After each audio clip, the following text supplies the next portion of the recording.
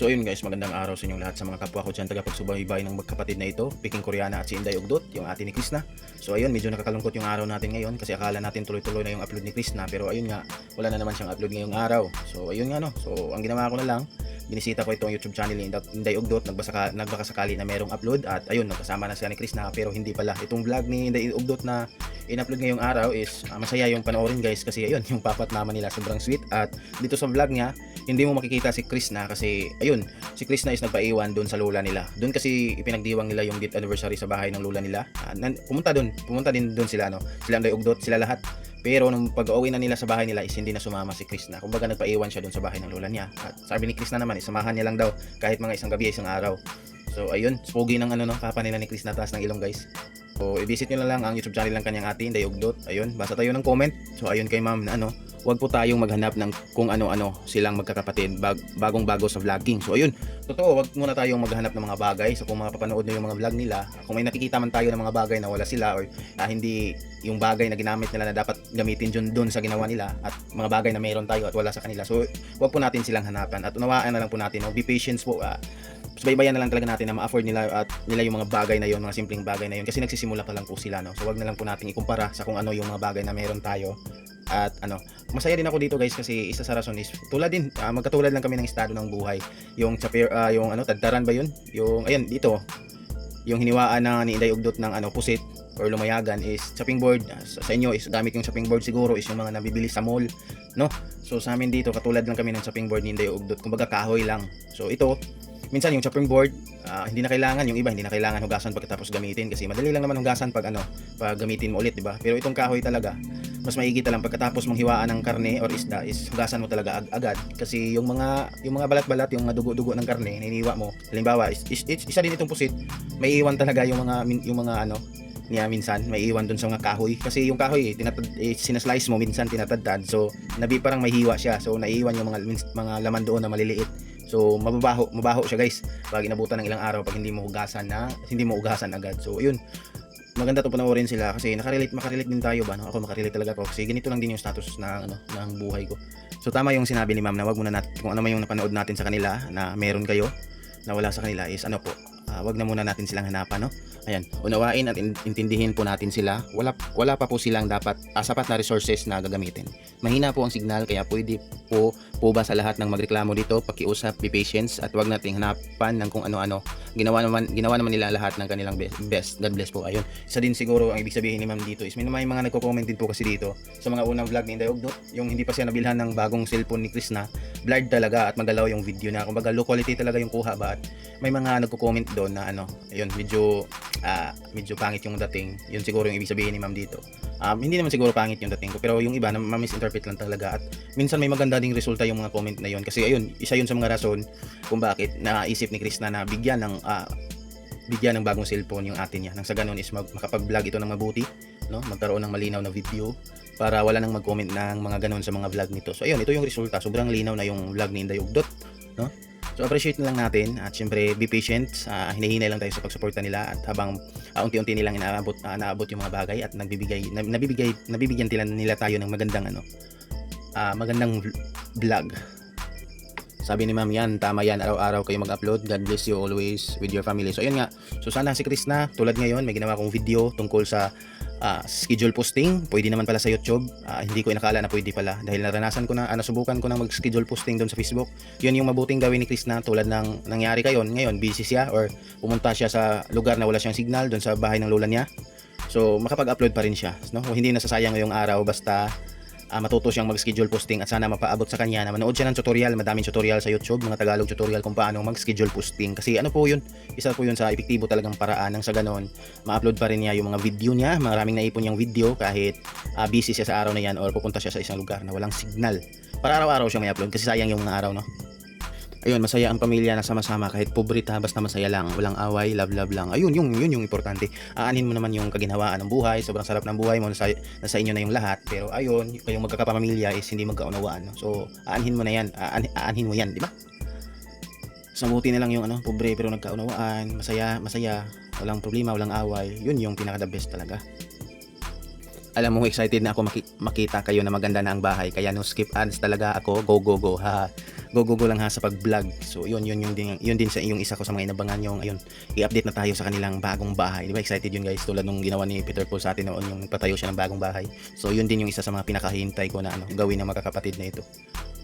Wala nang upload si Chris na Inday Ugdot. So ayun nga sayang talaga yung mga araw, nakapag-upload siya 2 araw lang. Ayun, balik na naman ngayon sa walang upload. So sana pag-aralan niya yung schedule posting, so ganun hindi masayang yung mga araw. Madami pa naman tayong nag-aabang sa kanya, di ba? Nagluto kasi dito sila guys, sila Inday Ugdot ng pusit, pansit. Ayun, ito yung siguro itong vlog ni Inday Ugdot, ito yung kumbaga continuation doon sa vlog niya. Nag-vlog din kasi siya nung umuwi na sila sa bahay nila nung nagpaiwan si Krishna at binigyan din siya ni Krishna ng pera, inutusan siya ni Krishna na para pang-grocery dito sa bahay nila. Naawa nga ako doon kay Inday Ugdot nung pagka-uwi nila doon sa bahay pagkatapos nilang mag-grocery kasi ayun, sobrang lubak ng daan tapos motor lang yung sasakyan nila. Tapos siya pwede naman talaga hawakan yung plastic. Pero ayun nga, dahil sa lubak ng daan, delikado na baka mahulog siya kapag hindi siya hahawak doon sa driver, sa t-shirt, sa gilid. So ayun, para makahawak siya, yung plastic na dala niya, mga karni siguro yung mga pusit yun, mga parang 3 plastic. So nilagay na lang niya sa braso niya para makahawak siya doon sa driver.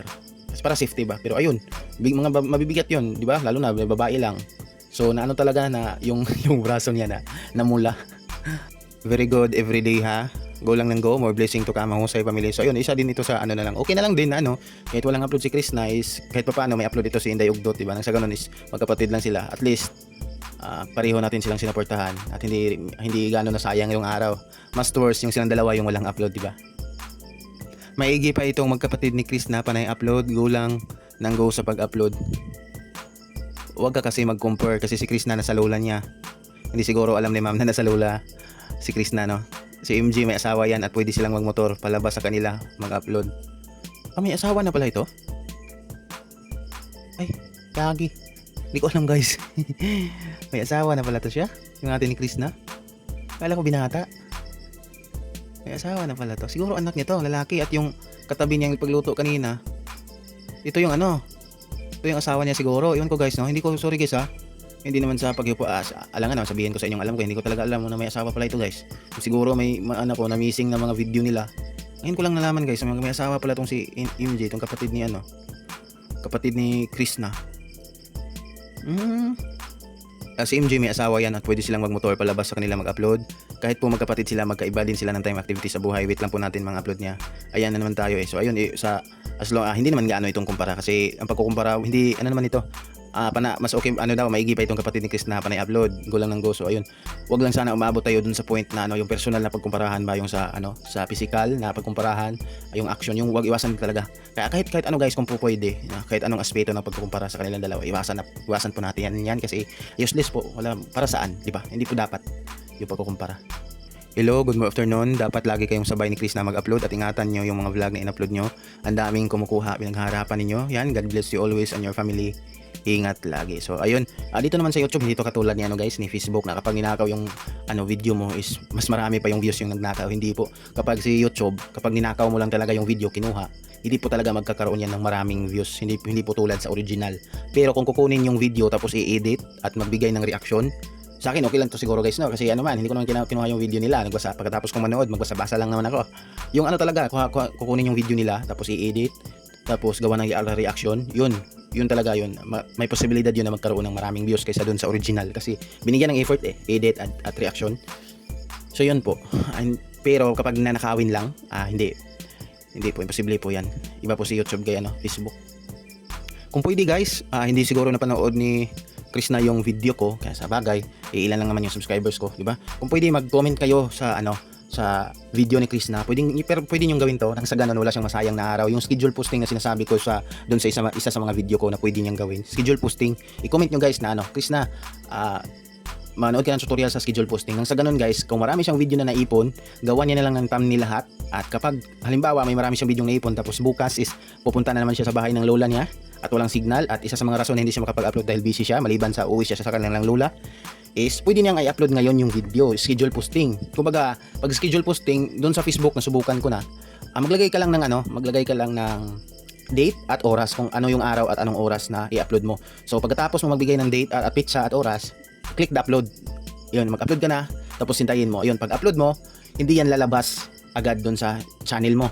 Kumbaga, doon yan lalabas sa kung ano yung pizza na nilagay mo doon at araw. So yun po yung, di ba, save time kasi doon po yung lalabas yung video na yun. So walang pinagkaiba po, wala po talaga silang pinagkaiba, para ka na rin nag-upload sa eksaktong oras. Pero ginawa mo lang yung schedule posting kasi busy ka bukas at pupunta ka sa lugar na walang signal. Kaya may choice ka yung schedule posting. So sana pwede niyo guys i-comment sa mga vlog ni Chris na para mapansin niya, para malaman niya na yun po yung gawin niya para hindi po masayang yung araw, yung schedule posting. At may tutorial naman po dito sa Facebook, dito sa YouTube paano yun gawin. May Tagalog tutorial po, marami po. So ayun, comment niyo lang sa video niya na schedule posting yung gawin niya kapag busy siya at pumunta siya sa lugar na walang signal, lang sa ganun makapag-upload pa rin siya. No, manood lang siya ng tutorial. Ayun, maraming salamat guys for this video. Ayun, walang upload na naman si Chris na. So ayun, visit niyo lang ang kanyang YouTube channel ng kanyang ate Inday Ugdot, at maraming salamat sa panood din this video guys. Subscribe my YouTube channel at i-like itong video dahil malaking tulong na po yan sa akin, at God bless sa inyong lahat. Inom lang ng maraming tubig, at pag may lakad kayo, huwag kalimutang magdala ng payong kasi paiba-iba ang panahon, lalo na kung sa araw, init tapos biglang ulan. So ayun, iwas sa sakit, and God bless sa inyo guys. Ingat.